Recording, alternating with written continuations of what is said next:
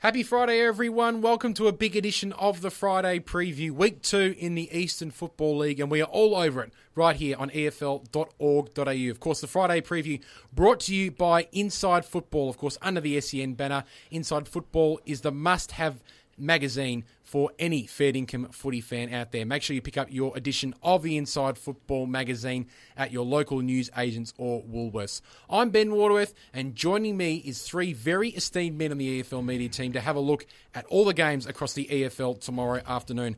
Let's start with the wise man of the Eastern Football League. Made his Friday preview debut last week, and we've got him back again. Ray Baird, good afternoon to you. Good afternoon to you, Ben, and can't wait to get to the football again tomorrow. Cannot wait. Week 2, bring it on. Damian Watson, good to have you on your Friday preview debut, and I'm sure you're looking forward to a big weekend of football. I certainly am, Benny. Pleasure to be here. It was an interesting round last week. It'll be interesting to see whether that can be replicated this week. And Wayne Brasher also making his Friday preview debut. Good to have you on board this Friday afternoon here at EFL House. Thank you, Ben Waterworth. Absolutely looking forward to tomorrow's games.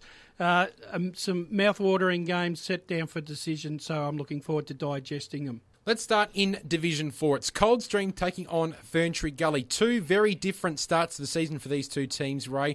Ferntree Gully, very impressive against Nunawading, but Coldstream, we saw them, they were a little disappointing to say the least. Yeah, they certainly were, Ben. And look, this is the first game of the year out at the Coldstream Oval, so let's hope the people get back out there tomorrow. But look, both these teams, they had different starts to the season. Ferntree Gully, they had a 64-point win over Nunawading, which was very good, and Coldstream, they had a 44-point loss to Sylvan. But look, Ferntree Gully, first of all. Look, Bernie Ryan, he's got a very young side here, and obviously they play that very quick run-on style of football, and I presume that's what's got them over the line last week. Whereas Coldstream, yeah, they were outplayed by Sylvan last week. But look, Coldstream, I think that they're going to settle down. I said last week that they're going to take a week or two to get used to Division 2. But look at Coldstream, they were very well serviced last week by Callanan and Gordon, who were two of their goal kickers. They kicked two each. But look, I feel that they've got to get more out of their big new recruit, the big Singh down there at full forward. You'd be disappointed with him on the weekend. I was a bit disappointed. For a big guy with a big reputation, I just didn't think that he did enough. I don't think his work effort's there enough, and I just thought that he spent a lot of time on the ground, and I don't mean out playing. I mean sitting on his backside on the ground. It might be a hard call, mate, but look, obviously the guy can play football, and he will get better. So look, and then we look at Ferntree Gully. As I said, look, their style of play is going to be run the ball wide and keep it out of the corridor, I would think, whereas Coldstream, they're more going to, the bigger bodies, they're going to play the ball, slow the ball down, try and play the game on their terms. And look, last week the big omission was Matty Price. He didn't line up for Coldstream. I don't know whether he's in again tomorrow or not. Just stood on the sidelines, didn't he? But yeah, no, that was a bit of a surprise here, because they obviously could have done with him last week, and they could do with him tomorrow. But look, Ferntree Gully, West kicked 4 last week and Larissa 3. They had a very good spread of goal kickers. There was probably 6 or 7 goal kickers in their winning score. But look, tomorrow, I just think that I think Coldstream will hit back. I think the bigger bodies, the game will be played on their term, and I'm predicting a win to Coldstream. Football returns to one of the oldest grounds in the Eastern Football League, Brash, the Canterbury Sports Ground. Canterbury will host Forest Hill tomorrow afternoon. Canterbury very disappointing last weekend, and Forest Hill believe they could have got a victory over South Belgrave last weekend. They might have this one pretty easily against Canterbury. Yeah, Forest Hill have got a big chance tomorrow to open their account. Canterbury at home for the second time this season. Unfortunately, went down last week by 8 goals to Kilsyth, while Forest Hill went down by 30-odd points against South Belgrave. South Belgrave were the form side, and Forest Hills did quite well, really, to stick with them. Had a very good opening start, but as the game wore on, South Belgrave wore them down. They were looking, their goal kickers, Cardamom and Greenland, also contributed mainly. They were their main goal kickers, whilst for Canterbury, Johnson and Greed were their major goal scorers as well. Forest Hills have got a lot more to prove tomorrow, and they claim that they want to be one of the top 4 sides in 4th Division tomorrow. I expect them to get the points. Very interesting clash between Nunawading and Kilsyth tomorrow, Damo. Two teams who had very different results last weekend.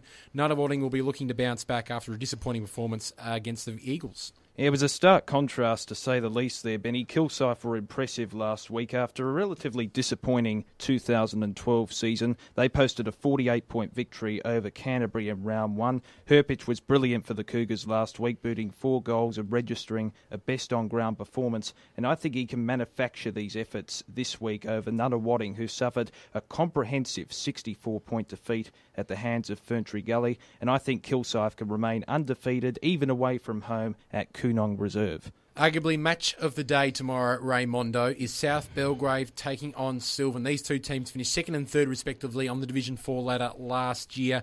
They reacquaint themselves with this big rivalry. Should be a great crowd out there at Belgrave South Recreation Reserve. Yeah, look, it's going to be the clash of the two heavyweights here. Maybe even a grand final preview, you know. But look, with South Belgrave, first of all, look, they're coming off a very good win over Forest Hill last week. And look, I think they'd be very pleased with the performance of their big recruit Odermatt down there at centre-half forward. He kicked 5 goals, along with Bacon, who kicked 6. So they've got a lot of firepower down there, South Belgrave, you know. A big spread of goal kickers last week, and they played that South Belgrave ground, that small ground, very well. But then Sylvan, I saw them last Sunday. I was super impressive with Sylvan. I think they've got bigger, they've got stronger, and I think that their attack on the ball is far more fierce than what it was last year. And they've picked up a star recruit from an ex-Sylvan boy who played in the Yarra Valley and come back to Sylvan this year, Paul Rattray at full forward. He kicked 6 of their goals last year, and he really impressed me. Rhett Newell kicked 2 as well. And look, they're a very good side. I think that they've improved on last season,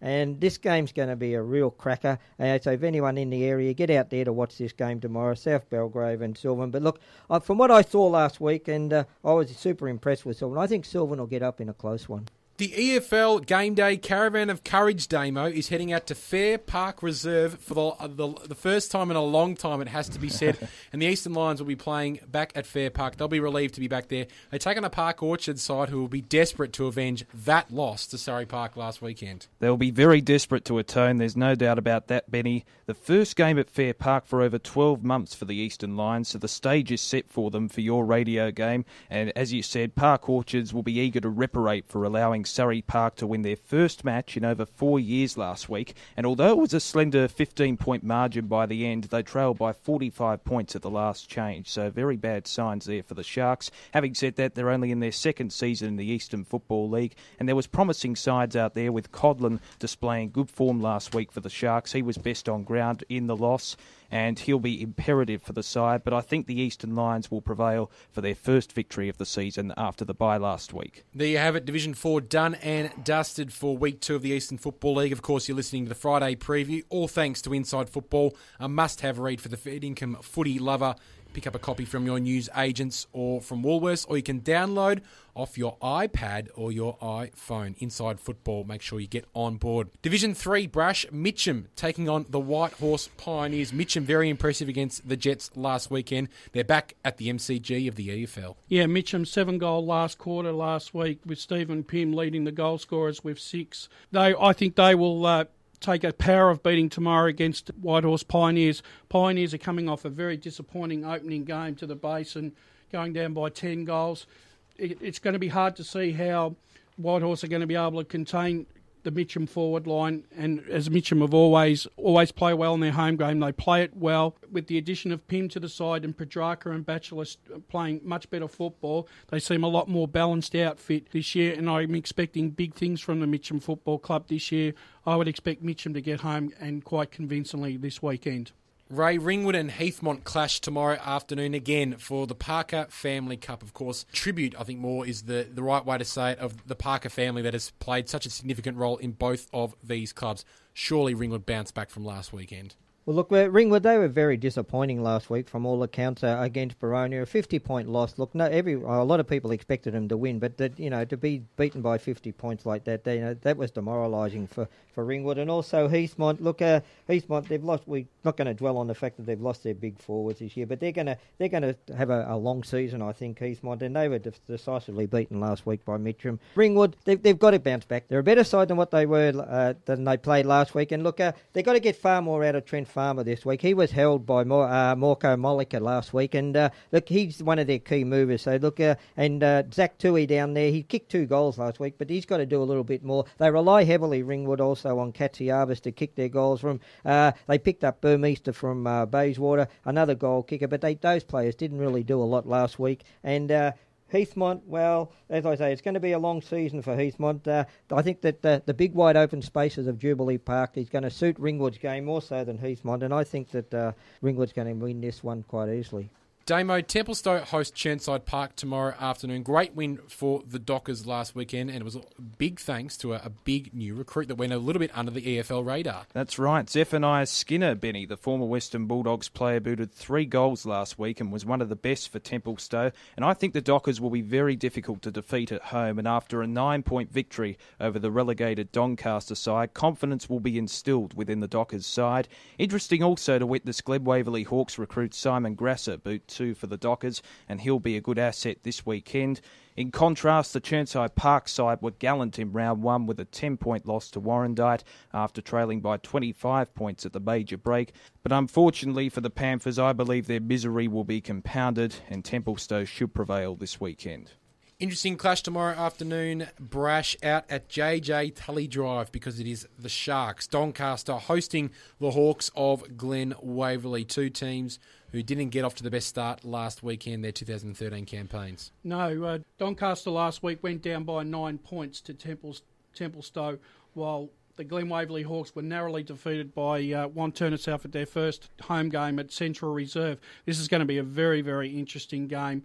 Doncaster coming down from 2nd Division will want to stamp their imprimatur in the 2nd Division, in 3rd Division, I should say, this season.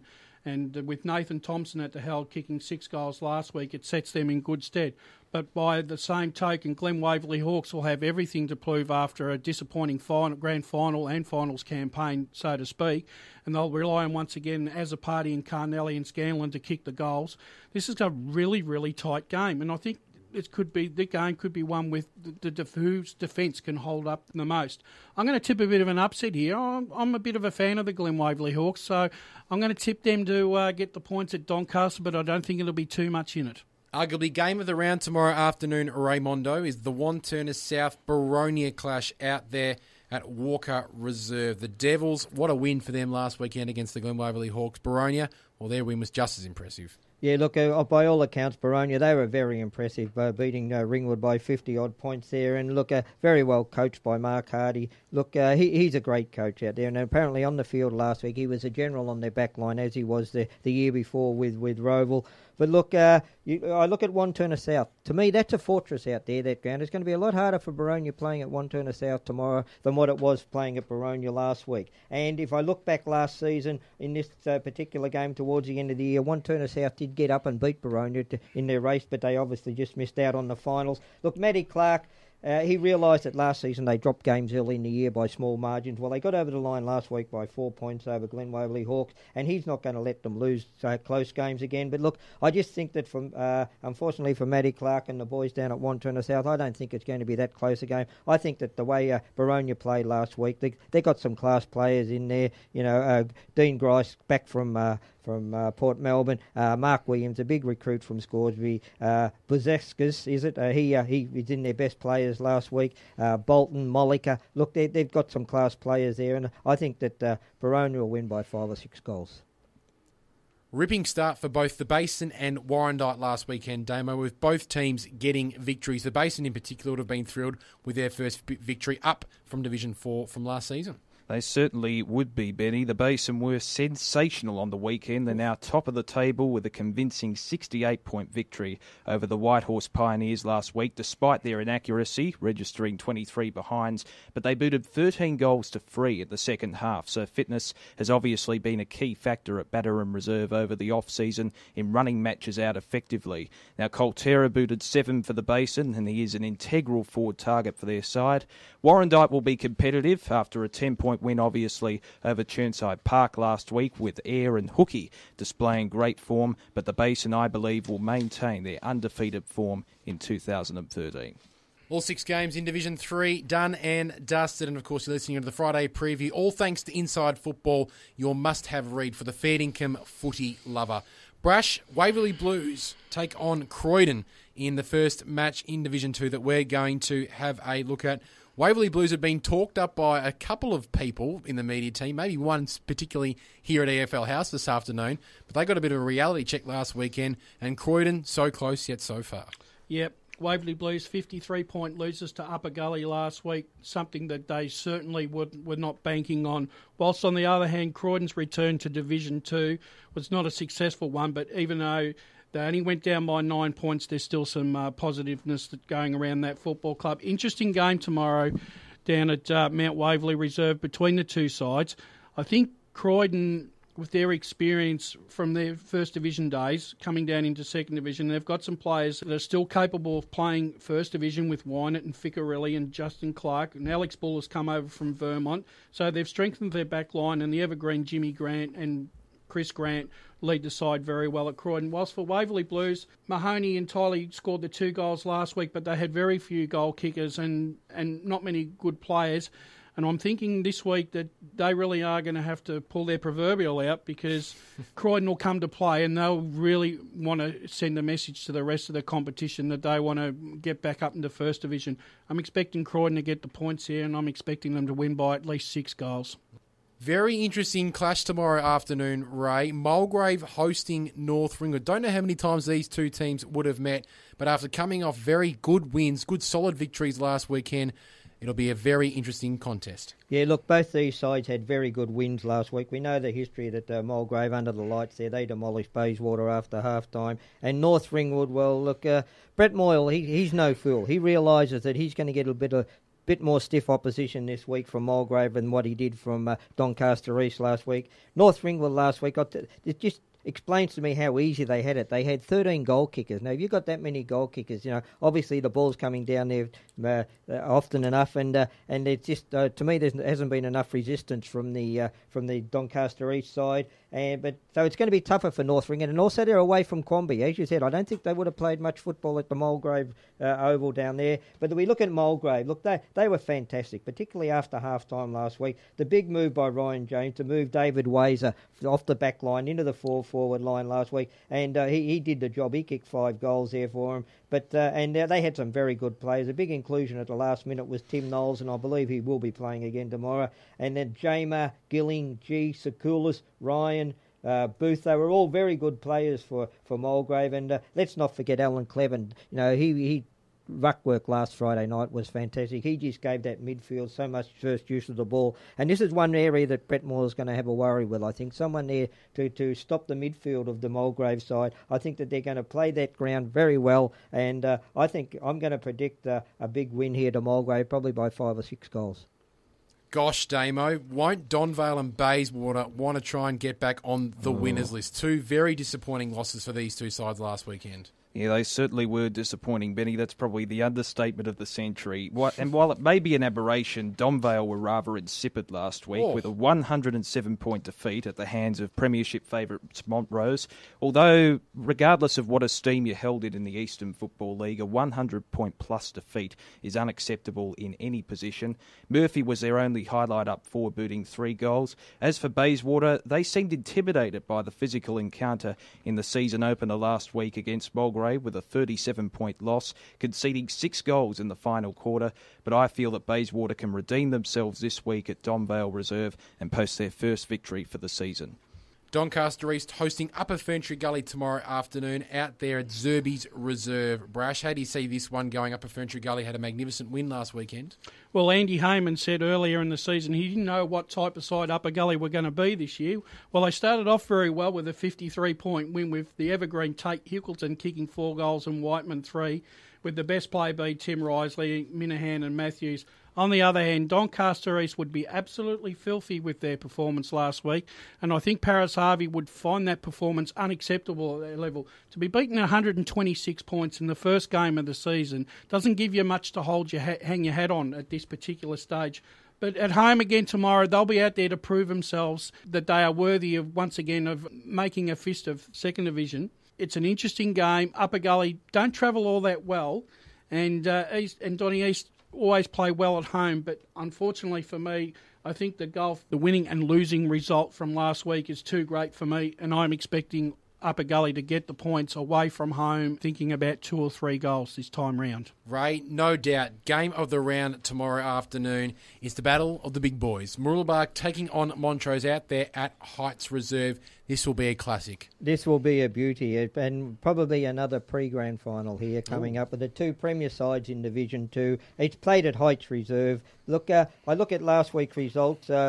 Montrose, they had a huge win over Donvale, but Mirrabak, they accounted for Croydon being relegated from Division 1. It was only by 11 points, but it was a serviceable job, and they did what they had to do. But look, I look at Montrose side. To me, their strength is their midfield. You know, they've got a great midfield there, Stephen, Rickard, Johnson. There's some great players in there. But I think that the game will be won in the midfield, but I think that Mirrabak's got equally a good midfield, but I think they've got a stronger midfield, actually. You look at some of their midfield, Polkinghorne, Linford, McManus, Mike Smith, they're all class players, and I just think that they're a little bit harder at the contest than the midfield of the Montrose side, and I think that if Billy Schilling gets a few there early, I think that they've always got Sean Roach, the big bad boy with the dreadlocks down there playing to centre. Usually plays at centre half back, but I think that if Billy gets a few, they might drop in back onto Billy Schilling. As I say, look, Montrose, another one of their strengths is that when the opposition turn the ball over on their forward, the team's forward line, Montrose, they spread beautifully. You know, they're very quick to spread, and they make the opposition pay. But I think that the Mirrabak midfield, they're going to stop all that, and I think they're going to stop the supply coming down to Billy Schilling, and I'm going to pick an upset here. I'm going to pick Montrose, Mirrabak to get over the line in a close one.